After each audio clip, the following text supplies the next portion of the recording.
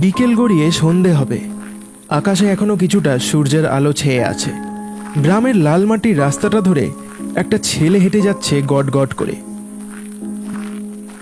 কপাল খারাপ হলে যা হয়, কয়েক বছর ধরে কতগুলো পরীক্ষাই না দিলাম, কিন্তু কপাল দেখো, এই ধ্যার ধ্যারে গোবিন্দপুরে না চাইতেও এসে জুটতে হলো। আমার তো কোনো ইচ্ছাই ছিল না চাকরিটা করার, কিন্তু বাবার মুখের ওপর না করতে পারলাম না। তন্ময় যতদিন চাকরিটা পায়নি ততদিন পাড়ার লোকের কত কথাই না শুনতে হয়েছে তার বাবাকে। ছেলে এখনো বাড়িতে বেকার বসে, বিয়ে কবে দেবে, আর কেই বা বিয়ে করবে এরম বেকার ছেলেকে, এই বলে সবাই টোন টিটকিরি করতো তন্ময়ের বাবাকে। শেষমেশ এই সরকারি চাকরির চিঠিটা যখন তার বাড়িতে এলো, তখন সবাই আনন্দে মেতে উঠল। এক গ্রামে পঞ্চায়েতের সচিবের পদে তাকে নিযুক্ত করা হয়েছে। যাই হোক না কেন, এবার আর তার বাবার মাথাটা হেট হবে না, সরকারি চাকরি বলে কথা। এই জন্যে না চাইতেও এই ভূতপুরে এসে পড়তে হলো তন্ময়কে। কতই না ভেবেছিলাম একদিন একটা নামকরা লেখক হব, এসব চাকরি বাকরি আমার দ্বারা হবে না, কিন্তু এখন না চাইতেও পরিবারের মান বাঁচাতে এই চাকরিটা আমাকে করতেই হবে। আপন মনে কথা বলতে বলতে রাস্তা দিয়ে হাঁটছিল তন্ময়। তখনও আকাশে রাতের আধার নামতে বেশ অনেকটাই দেরি। ট্রেনটা সঠিক সময় তাকে এই ভূতপুর গ্রামে পৌঁছে দিয়েছে, তাই দিনের আলো থাকতে থাকতেই সে এখানে এসে পড়েছে। প্রধান বলেছিলেন সে স্টেশনে লোক পাঠাবেন, কিন্তু কাউকেই তো দেখলাম না। অ্যাপয়েন্টমেন্ট লেটারে যেই ঠিকানা দেওয়া আছে সেই মতো পঞ্চায়েত অফিস এখনো প্রায় 10 মিনিটের হাঁটা পথ। উফ, রাস্তার মধ্যেও কোনো লোকজন নেই যে একটু জিজ্ঞেস করব। কি আজব জায়গা রে বাবা, এখনো রাত নামেনি আর এখনই লোকজন সব ঘরের মধ্যে ঢুকে পড়েছে। যেমন জায়গার নাম তেমনই লোকজন বলতে হবে। মনে মনে চাপা রাগ নিয়ে কর্মর শব্দ তুলে তন্ময় কাঁচা পাকা রাস্তাটা ধরে হেঁটে চলল, আর ভাবল যে এই গ্রামে বেশি দিন থাকলে হবে না। কয়েক মাস এখানে কাজ করার পর একটা চিঠি করে অন্য কোনো জায়গায় তাকে ট্রান্সফার নিতেই হবে। রাস্তার পাশে আবঝা অন্ধকারের মধ্যে একটা লোককে দাঁড়িয়ে থাকতে দেখল তন্ময়। লোকটা কেমন যেন অদ্ভুত। এত জায়গা থাকতে এই অন্ধকার ঝোপের মধ্যে সে যেন একটা জলজ্যান্ত মূর্তির মতো একভাবে দাঁড়িয়ে রয়েছে। এই যে দাদা, বলছি একবার এদিকে আসবেন। তন্ময় কথাটা বলা মাত্রই লোকটা তার দিকে চেয়ে দেখল। ভাবশূন্য মুখটা নেড়ে সে তাকে জবাব দিয়ে বলল, কি হয়েছে বলুন, আমি এখানে দাঁড়িয়ে থেকেই যা বলার বলছি। কি অদ্ভুত লোক রে বাবা। মনে মনে তন্ময় লোকটাকে কিছু কটু কথা বলে তারপর তাকে জিজ্ঞেস করলো, বলছি এই পঞ্চায়েত অফিসটা কোন দিকে একটু বলতে পারবেন? কে, সচিব বাবু নাকি? লোকটা কিভাবে যেন বুঝতে পেরেছে যে তন্ময় এই গ্রামের নতুন সচিব। হ্যাঁ, আপনি ঠিকই ধরেছেন, এই ভূতপুরের নতুন সচিব আমি। প্রধান মশাইয়ের সাথে আমার কথা হয়েছিল, উনি বলেছিলেন স্টেশনে লোক পাঠাবেন, কিন্তু কাউকে না দেখতে পেয়ে বাধ্য হয়ে আমি একাই রাস্তা দিয়ে হাঁটা লাগালাম। লোকটা কেমন যেন থমকে গেল এবার। তারপর সে তন্ময়কে বলল, আমাকে ক্ষমা করবেন বাবু, বাবু আমাকেই পাঠিয়েছিল আপনাকে নিয়ে আসার জন্য, কিন্তু আমার যেতে একটু দেরি হয়ে গেল। আমি আপনাকে আনতেই যাচ্ছিলাম, তখনই আপনার সাথে দেখা হয়ে গেল। তন্ময় মনে মনে ভাবল লোকটা কেমন যেন বিদগুটে মার্কা, কথার কোনো ঠিক ঠিকানা নেই। সে যখন তন্ময়কে আনতেই যাচ্ছিল, তবে সে এখানে এই ঝোপের মধ্যে দাঁড়িয়ে কি করছিল? সেরম হলে তো সে রাস্তা দিয়ে হেঁটে যেত, কিন্তু তন্ময় তো তাকে প্রথম থেকেই এই ঝোপের মধ্যে দাঁড়িয়ে থাকতে দেখেছে। ওহো, আচ্ছা আচ্ছা, বেশ, তো এখন তো তাহলে আপনার সাথে আমার দেখা হয়েই গেল। চলুন তাহলে, আমাকে অফিস অবধি নিয়েই চলুন। কিছু একটা ভেবে যেন লোকটা একটু বিপাকে পড়ল, এমনই মনে হলো তার মুখের ভঙ্গিমাটা দেখে। আচ্ছা বেশ, আপনি আমার পিছন পিছন আসুন, আমি আপনাকে আপনার অফিস অবধি পৌঁছে দিচ্ছি। এই বলে লোকটা ঝোপ থেকে বেরিয়ে কাঁচা রাস্তাটা ধরে গটমট করে হাঁটা লাগালো। তন্ময়ও আর কোনো কথা বলল না। সে ওই লোকটার পিছু পিছু হাঁটতে থাকলো। মিনিট 15 একটানা পথ হেঁটে শেষমেশ একটা ছোট্ট ঘরের সামনে এসে দাঁড়ালো তন্ময়। লোকটা তখনও তার সাথেই ছিল। আকাশে এখন আর আলো নেই, সন্ধে নেমেছে। গোটা আকাশটা অন্ধকারে ঢেকে গেছে। এই যে, এটাই হলো আপনার আপিস। তা বাবু, একটা কাজের কথা বলতাম আপনাকে, যদি কিছু মনে না করেন তাহলে বলি। হ্যাঁ হ্যাঁ, নিশ্চয়ই। কি কথা বলুন দেখি। আসলে বাবু, এই গ্রামে জলের বড় সমস্যা। শুদ্ধ জল খেতে না পেয়ে গ্রামের অনেক লোকই মারা গেছে। আপনি যদি প্রধান বাবুর সাথে কথা বলে একটা কিছু ব্যবস্থা করে দিতেন তাহলে বড় ভালো হতো। সত্যি এবার আর নেওয়া যাচ্ছে না লোকটাকে। এই সবে হয়েছে সে এখানে এসেছে, এর মধ্যেই গ্রামের লোকজন দাবি দাবা করতে শুরু করে দিয়েছে। আচ্ছা বেশ, এ কথা আমি প্রধান মশাইয়ের কানে তুলব। এই তো সবেমাত্র এখানে এলাম, কটা দিন যাক, তারপর না হয়। তন্ময় লক্ষ্য করল লোকটা তার কথা শুনে একটু যেন উত্তেজিত হয়ে উঠল। আচ্ছা বেশ, আর কি বলবো বলুন। আপনি যা ভালো বুঝবেন তাই না হয় করবেন। আমি এবার চলি, রাতের দিকে আবার আসবো। তখন আপনাকে সব কিছু খুলে বলবো। এই গ্রামে কি হয়েছিল আজ থেকে 5 বছর আগে। গোটা গ্রামটা ঢেকে গেছিল এক কালো ছায়ায়। সেই রক্ত জল করা ঘটনা আজ রাতেই আপনাকে আমি শোনাবো। এখন আমি আসি। গড় গড় করে এক নাগারে কথা বলে তন্ময়কে কোনো কথা বলার সুযোগ না দিয়ে লোকটা ওখান থেকে চলে গেল। তন্ময় আর বেশি কিছু ভাবল না। পাগল লোক ভেবে সে তাকে এড়িয়ে ঘরটার ভিতরে ঢুকে পড়ল। ঘরে ঢুকে সে দেখল সামনেই বসে আছেন এক বয়স্ক ভদ্রলোক। একটা লণ্ঠন জেলে কিছু কাজ করছে সে। তার বুঝতে দেরি হলো না যে ইনি পঞ্চায়েত প্রধান নীলকান্ত চাটুর্যে মহাশয়। তবে ঘরটার অবস্থা ঠিক চাটুর্যেবাবুরই মতো। বেশ বয়স হয়েছে। ঘরের দেওয়ালে নোনা ধরেছে, কিছু জায়গায় ফাটল ধরে আগাছা জন্মেছে, দেওয়াল থেকে চুনবালি খসে খসে পড়ছে। অন্তত এরম জায়গায় তাকে থাকতে হবে এটা তন্ময় আশা করেনি। এখানের এই অবস্থা হলে গ্রামের যে কি অবস্থা সেটা খুব ভালো করেই বুঝতে পারছে সে। কে কে ওখানে? তন্ময় নাকি? চাটুর্যে বাবুর ডাকে তন্ময় তার দিকে এগিয়ে গেল। হ্যাঁ আমি, আসতে একটু দেরি হলো আর কি। আসলে এই জায়গায় তো কোনোদিন আসিনি, তাই রাস্তাঘাট সেরম চিনি না। কি ভাগ্যিস আপনি লোক পাঠিয়েছিলেন তাই, না হলে সারা সন্ধে ধরে এদিক ওদিক দৌড়ে বেড়াতাম। তন্ময়ের কথা শুনে চাটুর্যে বাবু যেন গম্ভীর হয়ে গেলেন। কিছু ভয় নিয়ে কাঁপা কাঁপা কণ্ঠস্বরে সে তন্ময়কে বললেন, আমি আমি তোমাকে আনার জন্য এই রামুকে আগে থেকে বলে রেখেছিলাম বটে, কিন্তু দুর্ভাগ্যবশত আজ সকাল থেকে তার শরীরটা একটু খারাপ হয়। তারপর আমি আর কাউকেই বলিনি তোমাকে আনতে যাবার কথা। এবার তন্ময়ের একটু খটকা লাগলো। তাহলে ওই লোকটা কে যে তন্ময়কে আজ এখানে নিয়ে এলো? কিন্তু রাস্তায় তো একজনের সাথে আমার দেখা হলো। উনি বললেন আপনি নাকি ওনাকে পাঠিয়েছিলেন। চাটুর্যে বাবুর মুখটা এবার ফ্যাকাশে হতে শুরু করলো। সে কোনো কথা না বলে তাড়াহুড়ো করে তন্ময়কে বলল, এই এই তাড়াতাড়ি এই খাতায় একটা সই করে দাও দেখি, এখান থেকে পালাতে পারলে আমি বাঁচি। উফ! আর এই যে কান খুলে শুনে নাও, হ্যাঁ, এই তুমি তো এই ঘরে একাই থাকবে। হ্যাঁ, যত যাই হোক না কেন রাতের বেলা এই ঘর ছেড়ে তুমি একদম বেরোবে না। কাল সকালে এসে আমি সব খুলে বলবো। এখন আমি ভালোই ভালোই বাড়ি যেতে পারলে বাঁচি। ওই ওই ওরা এলো বলে। তন্ময় এসব কিছু শুনে বেশ কিছুটা অবাক হলো।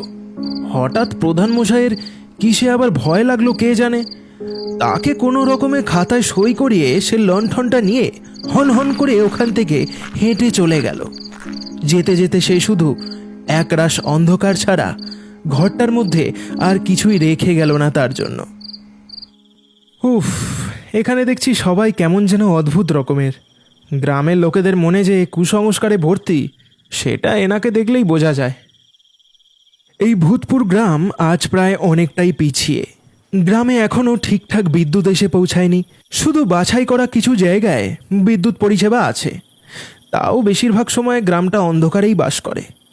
আজও এই গ্রামে হ্যারিকেন আর বাতি ছাড়া সেরম কোনো কিছুই জ্বলতে দেখা যায়নি। অন্ধকারে হাতড়ে হাতড়ে তন্ময় কটা মোমবাতি খুঁজে পেল। সে একটা মোমবাতিতে আগুন ধরিয়ে বসে পড়ল ঝরঝরে চেয়ারটায়। টেবিলের মধ্যে বাতিটা বসিয়ে সে এদিক ওদিক চেয়ে দেখল। এই অন্ধকার ঘরে সে একা। মোমবাতির আলো ছড়িয়েছে ঘরের কিছু অংশে। কে জানে কখন কারেন্ট আসবে। এই পচা গরমে এভাবে যে তাকে কতক্ষণ থাকতে হবে কে জানে। সে লক্ষ্য করল ঘরের মধ্যে কেমন যেন গুমোট বেঁধেছে। চাটুজ্যেবাবু যেতে যেতে সামনের দরজাটাও টেনে দিয়ে গেছে। আর ঘরের সব জানলা তো আগে থেকেই বন্ধ ছিল। তন্ময়ের দমটা এবার যেন বন্ধ হয়ে এলো। শ্যাওলাধরা দেয়ালের গন্ধ আর ঘরের গুমোট গরমে তার যেন প্রাণটা এবার বেরিয়েই যাচ্ছিল। আর থাকতে না পেরে সে সদর দরজাটা খুলে দিল।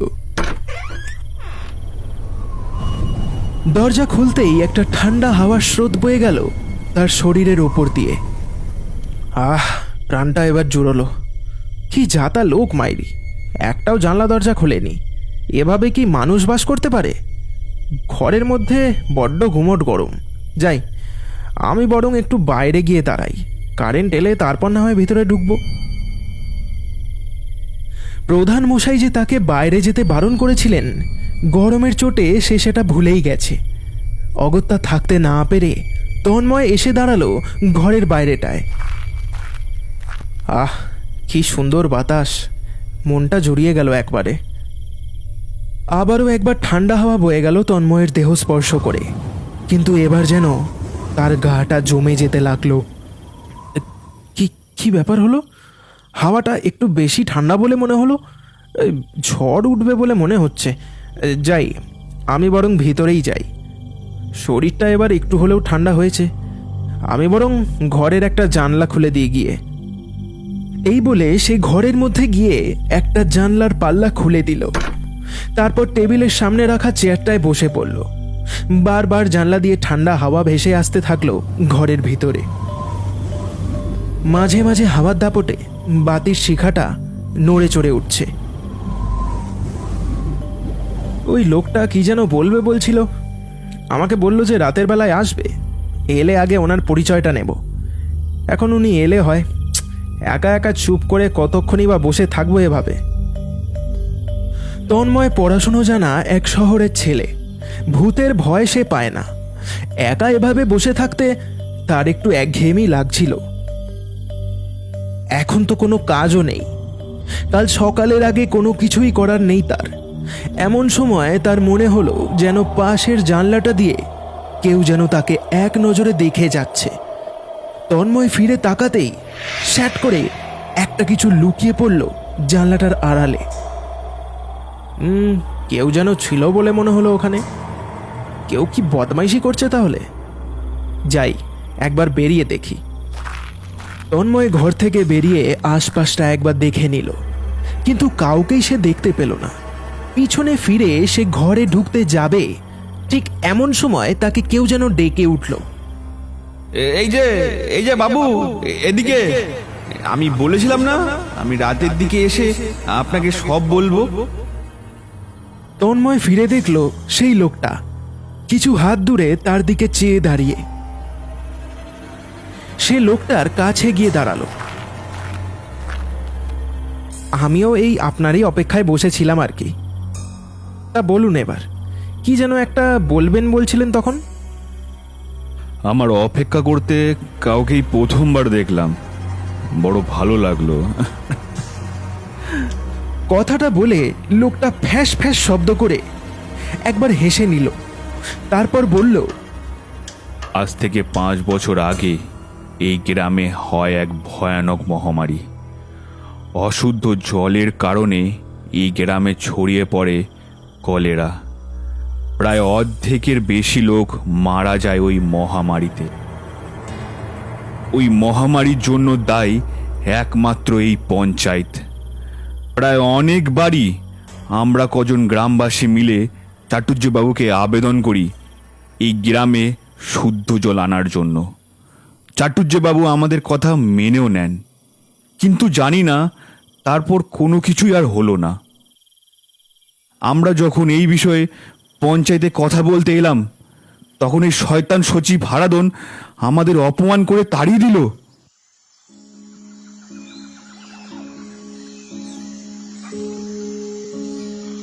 বাবু, বাবু একটু দেখেন না বাবু, গ্রামের মানুষ একের পর এক কলেরাতে মহামারীতে ভুগতে শুরু করেছে। ব্যাপারটা গোটা গ্রামে ছড়িয়ে পড়ার আগে আমাদেরকে সচেতন হতে হবে, না হলে অনর্থ হয়ে যাবে বাবু। এই চুপ একদম! আর একটা কথা বললে মেয়েরে মুখ ভেঙে দেব। একবার বললে কানে যায় না, তাই না? বড় বড় কথা, খালি ভিকিরির দল যত সব। একটা কথা নিয়ে মাথা খারাপ করে ফেলবে। একবার বললাম সরকার থেকে টাকা দিয়েছে, কাজ হবে, সে কথা কানে গেল না। কাজ হতে সময় লাগে তো নাকি? তা তোমরা আর কি বুঝবে? সব তো এক একটা অশিক্ষিত দল। এই এই এই এই যাও তো, যাও, আমার অনেক কাজ আছে মেলায়। বেকার আপিসের সামনে ভিড় করো না, যাও, নাহলে এবার সব কটাকে মেরে তাড়াবো এখান থেকে। দেখলাম হারাধনের কথায় সাই দিয়ে কিছু ছেলে ছোকরাও আমাদের তাড়াতে সাহায্য করলো। পরে ব্যাপারটা প্রধান জানতে পেরে ওই হারাধনকে অনেক বকাবকি করেছিলেন, কিন্তু কোনো কিছুতেই কিছু লাভ হয়নি। হারাধনদা, এই যা দিয়েছ না, এরা আর সাহস পাবে না কিছু বলার। আজ রাতে তাহলে আসছি। হ্যাঁ, ওই ওই বুড়ো প্রধান চলে গেলে এই আসর জমিয়ে বসবো আমরা। হ্যাঁ, তা বসবো, তবে তোরা তোদের মুখটা একটু বন্ধ রাখবি, বুঝলি? সরকার থেকে আসা জল শুদ্ধি করার টাকাটা কোথায় যাচ্ছে সেটা কেউ যেন জানতে না পারে। সবাই যেন এটাই বোঝে যে যে কাজ হচ্ছে। হ্যাঁ, কাজ হচ্ছে। এখন যা তো, যা যা যা, বাড়ি যা, বাড়ি যা। হ্যাঁ। পরে জানতে পারা গেল সরকার থেকে যা টাকা পাঠিয়েছিল তার অর্ধেকের বেশি ওই শয়তানটা নিজেই সাবার করে ফেলেছে। রোজ রাতে প্রধান বাড়ি চলে যাওয়ার পর এই ঘরে কিছু ছেলে ছোকরাদের নিয়ে ওই হারাধনের বাচ্চাটা জুয়া আর মদের আড্ডা জমিয়ে বসত। সব টাকা সে সেখানেই খরচ করে ফেলেছিল। এরপর এই খবরটা জানাজানি হওয়াতেই সরকার থেকে লোক আসে এই গ্রামে বিষয়টা খুঁটিয়ে দেখতে। আপিসার বাবুদের জানি না সে কি বোঝালো, ভেবেছিলাম এবার হয়তো একটা বিচার হবে, কিন্তু না। কটা টাকা ওই হারাধন তাদের হাতে গুজে দিতেই তারা সুরসুর করে গ্রাম থেকে কেটে পড়ল।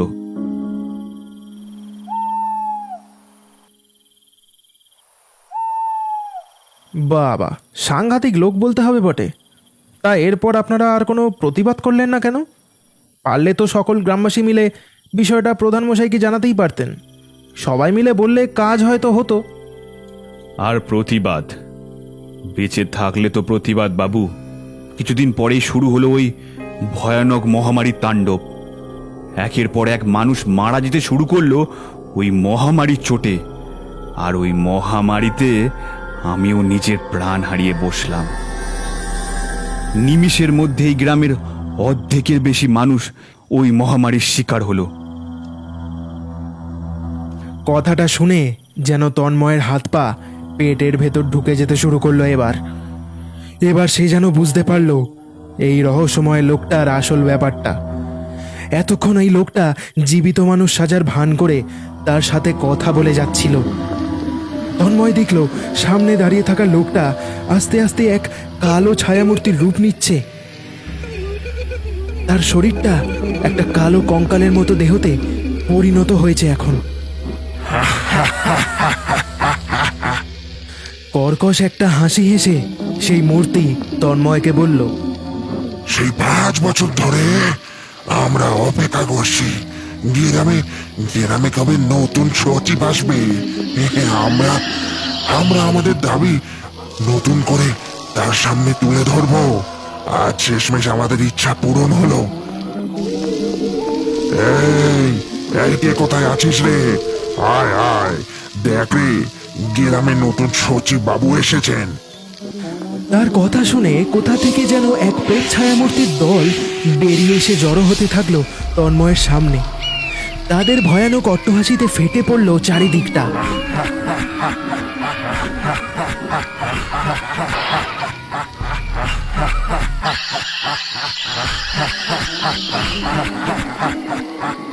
আমাদের কথা শুনলো না ওই শয়তানটা। দেখ দেখ, ওর জন্যে কত মানুষ অকালে মরেছে। এবার থেকে ওর জায়গায় যেই আসবে তাকেই আমরা মেরে ফেলবো। আমাদের এই অবস্থার জন্যে দায়ী এই পঞ্চায়েত। আর এই পঞ্চায়েতে যে সচিব হয়ে আসবে তাদের সকলকে আমরা দোষী বলে মনে করব। কিন্তু কিন্তু সবাই তো একরকম হয় না। ওই হারাধনের মতো যে সবাই একই কাজ করবে এটা তো হতে পারে না। কেউ কেউ চায় ভালো কাজ করতে। চুপ, খুব বড় বড় কথা বলছিস দেখছি। এই এই এই এই এই এই ধর রে বেটাকে, ধর ধর। আজ বেটার ঘাড় মোটকে আমরা জলসা করব। হ্যাঁ, কতকাল পর এখানে কোনো জ্যান্ত মানুষ এইছে। এই হাতের সামনে পেয়ে কি করে ছেড়ে দি। এই বলে ওই প্রেতের দল তন্ময়ের দিকে আস্তে আস্তে এগোতে শুরু করলো। তন্ময় কি করবে কিছুই বুঝতে পারলো না। যেদিকে দু চোখ গেল সেদিকে তন্ময় দৌড়ে যেতে শুরু করলো। দৌড়তে দৌড়তে সে রাস্তার মাঝ বরাবর এক সাধু গোছের লোককে দাঁড়িয়ে থাকতে দেখলো। তখনও তার পিছনে ওই প্রেতের দল ধেয়ে আসছে। তন্ময় প্রাণ বাঁচাতে দৌড়ে গেল লোকটার কাছে।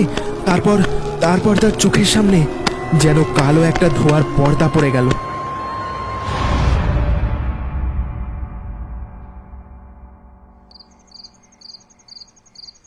জ্ঞান ফিরতেই তন্ময় লক্ষ্য করল সে এখন কোনো কারুর বাড়ির ভিতরে রয়েছে। তাকে নড়াচড়া করতে দেখে রাস্তায় দাঁড়িয়ে থাকা ওই সাধু গোছের লোকটা তার সামনে এসে দাঁড়ালো।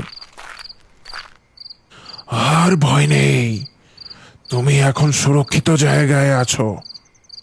তন্ময় বুঝতে পারল জ্ঞান হারানোর পর এই লোকটাই তাকে বাঁচিয়ে এখানে এনেছে। আপনি? আমার নাম কালী শঙ্কর। এক সময় আমি এই গ্রামের বড় তান্ত্রিক ছিলাম। সারা জীবনটা লোকজনের সেবাই করে গেছি। হ্যাঁ, আমি ওদের চেঁচামেচির আওয়াজ পেতে না পেতেই বাড়ির বাইরে বেরিয়ে দেখলাম তুমি দৌড়াচ্ছ আর ওরা তোমাকে ধাওয়া করেছে। সঙ্গে সঙ্গে দৌড়ে গেলাম তোমার কাছে। আর তারপর তুমি জ্ঞান হারিয়ে আমার সামনে এসে পড়ে গেলে। ওরা আমাকে অনেক সম্মান করে।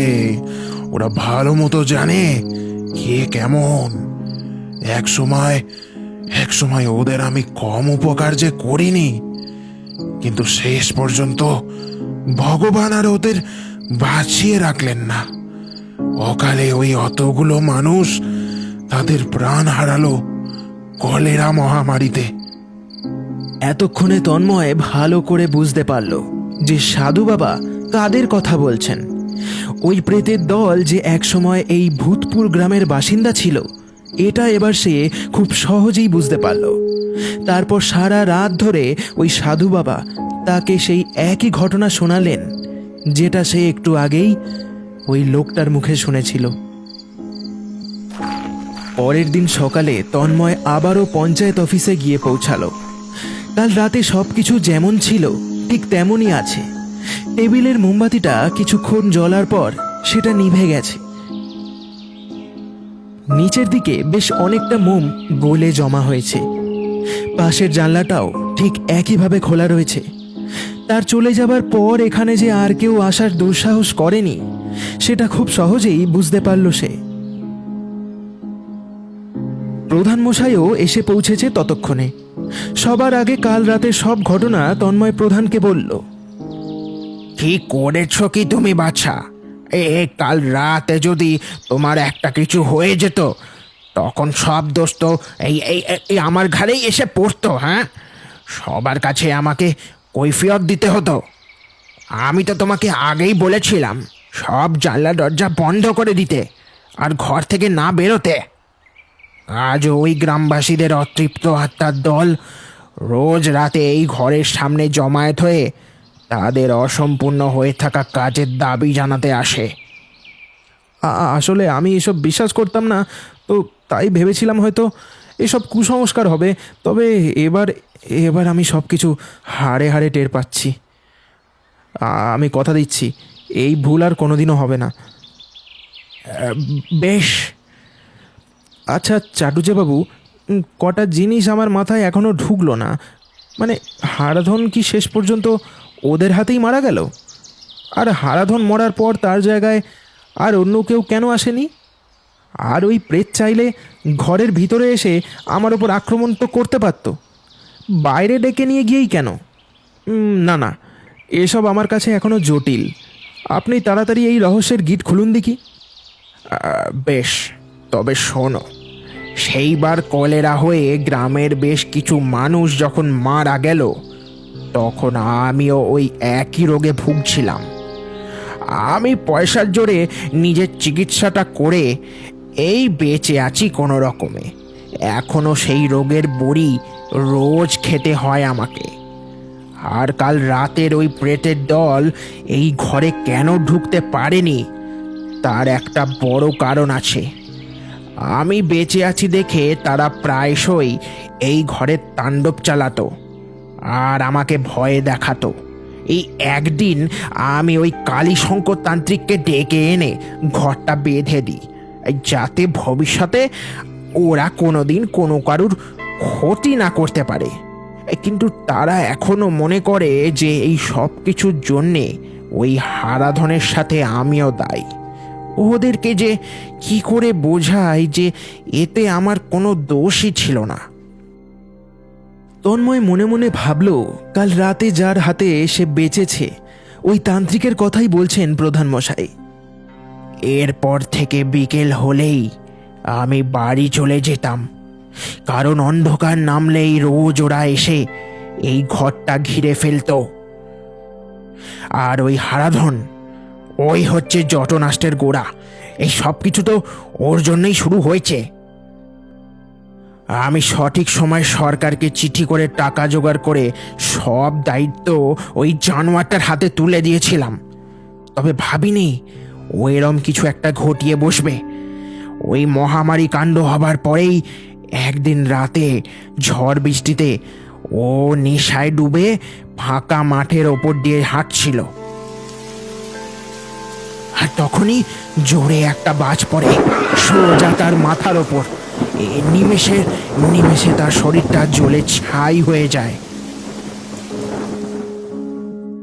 তন্ময় মনে মনে ভাবল যে সত্যি লোকে ঠিকই বলে, পাপ বাপকেও ছাড়ে না। এরপর আবারও প্রধানমশাই বলে গেল, তারপর থেকে কেউই আর এখানে সচিব হিসাবে নিযুক্ত হতে চায়নি। সবাই জানতো রোজ রাতে এখানে ওই প্রেতের দল এসে তাণ্ডব চালায়। যা বোঝার এবার আমি বুঝে গেছি। সব একেবারে জলের মতো পরিষ্কার হয়ে গেছে এবার। আপনি চিন্তা করবেন না, এই গ্রামে খুব তাড়াতাড়ি শুদ্ধ জল আনার ব্যবস্থা আমি করছি। কালই আমি একটা চিঠি করব। হয়তো এবার কাজটা হলে ওরা আর এখানে এসে জ্বালাতন করবে না। কথাটা শুনে প্রধানের মুখটা ছলছল করে উঠল। বাহ বাহ, এরকমই তো কাউকে চেয়েছিলাম। তুমি এভাবেই আমাদের পাশে থেকো। এই গ্রাম তোমাকেই চায়। তোমার মতো একজন তরুণ শিক্ষিত ছেলেই একমাত্র এই গ্রামটাকে বদলাতে পারবে। শুধু জলের কাজ সম্পূর্ণ করলেই হবে না, এখনো তো অনেক কাজই বাকি।